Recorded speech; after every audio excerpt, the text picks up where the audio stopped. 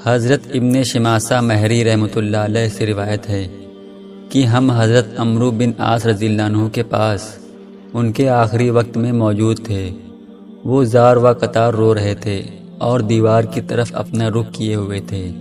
ان کے صاحبزادے ان کو تسلی دینے کے لیے کہنے لگے، ابا جان، کیا نبی کریم صلی اللہ علیہ وسلم نے آپ کو فلاں بشارت نہیں دی تھی؟ کیا رسول اللہ صلی اللہ علیہ وسلم نے آپ کو فلاں بشارت نہیں دی تھی؟ یعنی آپ کو تو نبی کریم صلی اللہ علیہ وسلم نے بڑی بڑی بشارتیں دی تھیں۔ یہ سن کر انہوں نے دیوار کی طرف سے اپنا رخ بدلا اور فرمایا، سب سے افضل چیز جو ہم نے آخرت کے لیے تیار کی ہے وہ اس بات کی شہادت ہے کہ اللہ تعالیٰ کے سوا کوئی معبود نہیں اور محمد صلی اللہ علیہ وسلم اللہ کے رسول ہیں۔ میری زندگی کے 3 دور گزرے ہیں۔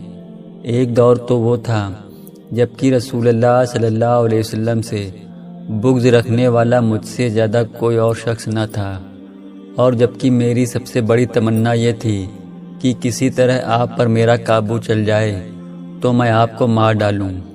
یہ تو میری زندگی کا سب سے بدتر دور تھا۔ خدا نخواستہ میں اس حال میں مر جاتا تو یقیناً دوزخی ہوتا۔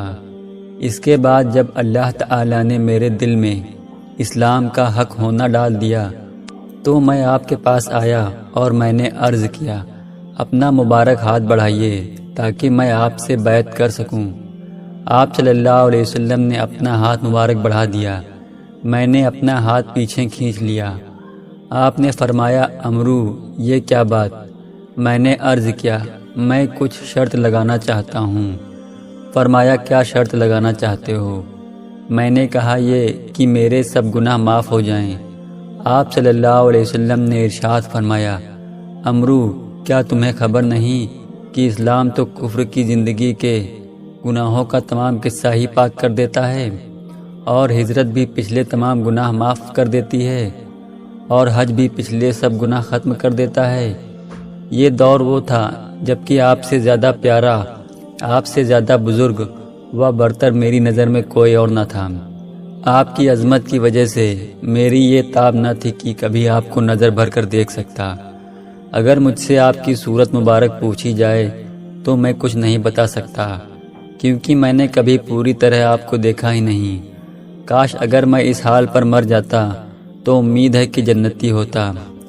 پھر ہم کچھ چیزوں کے متولی اور ذمہ دار بنے، اور نہیں کہہ سکتے کہ ہمارا حال ان چیزوں میں کیا رہا۔ یہ میری زندگی کا تیسرا دور تھا۔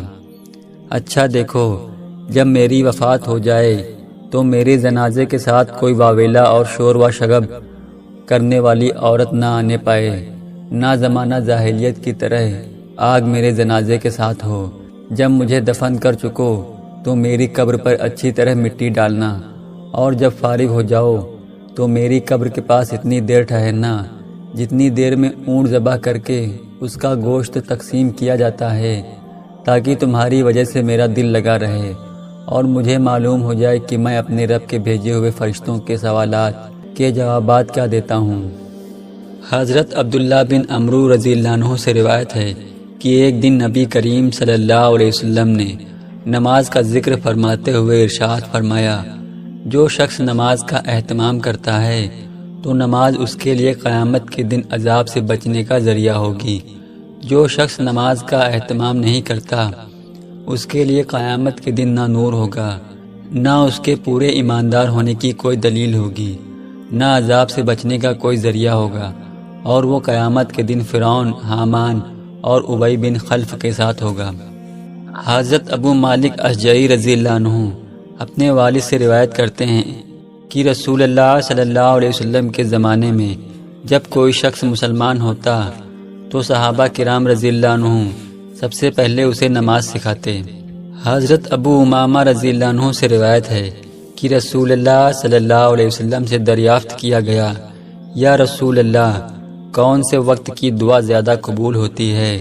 ارشاد فرمایا، رات کے آخری حصے میں اور فرض نمازوں کے بعد۔ اللہ پاک ہم سب کو ان تمام باتوں پر عمل کرنے کی توفیق عطا فرمائے۔